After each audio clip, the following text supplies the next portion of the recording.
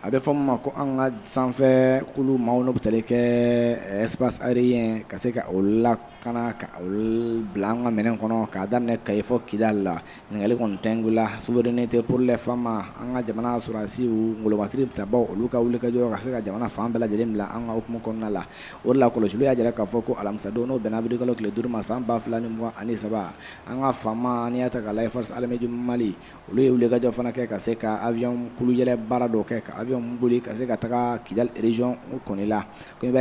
komi a b'a kɔlɔsi cogo min na kɔrɔlen wa o bɛ wa taa mun bɛ tali kɛ dɔgɔkun damadɔ a b'o bɔ i b'a ye k'a fɔ ka to ka bɔ siɲɛ 2 wa dɔgɔkun kɔnɔ ka avion yɛrɛ boli sanfɛ ka munumunu Kidali dugu kɔnɔla sanfɛla la k'i b'a ye k'a fɔ o bɛ kɛ sababu ye ka kɔlɔsiliw bolo ka taa jamana cɛmancɛ y'an bolo jamana wa kɔrɔn yan fɛ ka taa se wa Mali Niger ale ni Burkina frontière o ɲɔgɔn cɛ ka kɔlɔsiliw boloda ka se o ma i b'a ye k'a fɔ mun bɛ tali kɛ o avion la ani hélicoptère olu n'a fɔ ma hélicoptère de combat olu ye wulikajɔw fana kɛ i b'a ye k'a fɔ ka sɛgɛsɛgɛliw boloda Kidali o dugu sanfɛla la i b'a ye k'a fɔ mun bɛ tali kɛ groupe armé minnu tun bɛ nin yɔrɔ kofɔlen in na olu kɔni balila ka ninnu ye i b'a ye k'a fɔ a kɔni kɛla jatigɛ yɛrɛ ye f'olu yɛrɛ ye marifaci dɔ o fana kɛ wa dɔw yɛrɛ fana ye o yɛrɛ ta kɛ wa boli ani yɛrɛ ɲini ko ye k'i b'a ye k'a fɔ nin avion wulikajɔ min fana kɛ k'a kɛla sababu ye fana ka se ka wa gɛlɛyaba de kɔni lase sabula jatigɛ kɔni barika bonyala o yɔrɔ mun bɛ tali kɛ groupe rebelle i b'a ye k'a fɔ olu kɔni u tola siran ani yɛrɛ fana bolo mun bɛ tali kɛ communiqué la o yɛrɛ fana kɛla ka bɔ ka bin ka jira k'a fɔ ko i b'a ye k'a fɔ ko dangari waleyaw kɔni ka o ta a fɔra ma ko cessez-le-feu ni wolonwulala wa mɛ kalo tile 25 san 2014 k'i b'a ye k'a fɔ ko wa ka wulikajɔ kɛ ka gɛlɛyabaw fana ta ka ɲɛsin o lawaleyaliw fana ma ko de hukumu kɔnɔna la ko o b'a ye k'a fɔ mun bɛ tali kɛ wa communauté internationale la o ka hakili cari k'a fɔ wa waleya mun kɔni kɛlen filɛ nin ye ko ka a lajɛ ko olu yɛrɛ bɛna kɛ seereya ye a hukumu kɔnɔna la cogoya min na u bɛ se ka wulikajɔ kɛ ka sen don a ko la cogo min na accord mun kɔni n'a bɛ fɔ ma accord pour la paix et sujet processus d'Alger olu bɛ se ka bato ka waleya cogo minnu la o de hukumu kɔnɔna la ko sɛgɛsɛgɛw bolo ma k'i b'a ye k'a fɔ a fɔ ma ko patrouille aérienne i b'a ye k'a fɔ a kɔni kɛla wa don o don baara ye an ka sɔrɔdasi tigilamɔgɔw fɛ ka ɲɛsin maajuguw fana olu ma a fɔ ma ko mission d'attaque et d'appui régulière faama tigilamɔgɔw wulikajɔ kɔni kɛ ka se ka olu kɔni wa o ɲɛ cogo min na a fɔ ma ko souveraineté du Mali ka boloda Mali fan bɛɛ lajɛlen kan cogo min na Mali an ka jamana an ka se k'an yɛrɛ sɔrɔ Mali ka kɛ maliyɛn bɛɛ lajɛlen fana wa sago ani a ta ye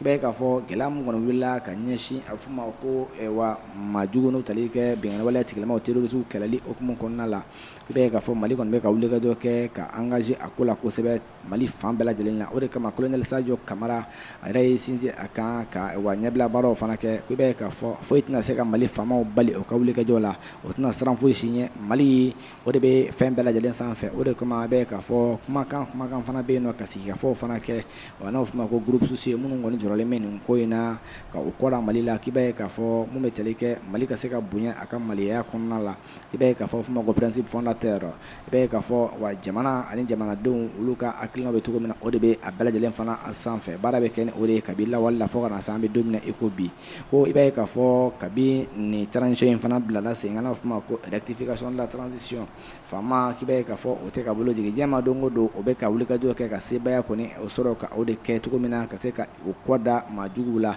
an bɛ don min na ko bi a bɛ fɔ ma ko aéronef olu caman fana o sɔrɔla cogo min na ka bɔ yen nɔ hélicoptère minnu fana bɛ se ka an ka sɔrɔdasiw ta ka taa yɔrɔ ni yɔrɔ la ka minɛnw ta yɔrɔ ni yɔrɔ la ka se ka o fana caya baaraw ka se ka teliya ka i kɔda maajuguw la o de hukumu kɔnɔna la a bɛ fɔ ma ko surveillance du territoire ka se ka baaraw kɔni kɛ ka kɔlɔsiliw kɛ jamana sigilen bɛɛ lajɛlen fana la cogo min na ni gɛlɛya bɛ yɔrɔ la ka se ka wulikajɔ kɛ ka a ko kɔn i b'a ye k'a fɔ an bɛ don min na ko bi Mali yɛrɛ ye wulikajɔ kɔni fana kɛ ka se ka kɛlɛkɛminɛnw caman fana sɔrɔ an bɛ don min na i ko bi an ka jamana tɛ kɛ batɛmɛ sira ye bilen n'a ka di mɔgɔ min o bɛ don ni mun ka d'a bɛ bɔ n'a tɛ sira mɔgɔ la o bɛɛ bɛ dabila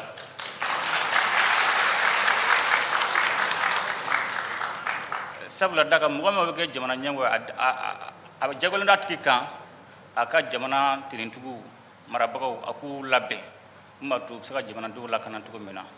o de la k'i b'a ye k'a fɔ mun bɛ tali kɛ Mali la bi ale kɔni a bɛ ka ɲɛ kɔni kɛrɛ bɔ ka Mali sele naani bɛɛ lajɛlen lajɛ ni a kɔni kɔrɔla yɔrɔ yɔrɔ k'a fɔ ko gɛlɛyaw kɔni bɛ yen nɔ yeliw bɛ kɛ sabula Mali ale ni Russie ale ni Chine fo ka taa se don nataw la Turki boloden ɲumanw hukumu kɔnɔna la wa dɛmɛw caman bɛ ka sɔrɔ kaba cogo min na an bɛ se ka anw yɛrɛ lakana ka maaw ni o bololafɛnw fana lakala armée Mali k'i b'a ye k'a fɔ bi a kɔni a nimisali a bɛ ka nimisi wasa sɔrɔ kosɛbɛ sabula aéronef olu caman kɔni olu bɛ ka ban n'u bɛ taa 30 bɔɲɔgɔnko la o kɔfɛ tuguni wa mun bɛ tali kɛ wa don nataw la wa caman fana bɛ yen nɔ minnu kan ka na don nataw la fana ni Ala sɔnna ma yanni san kura in a kalo 6 fɔlɔ in ka ban san 2023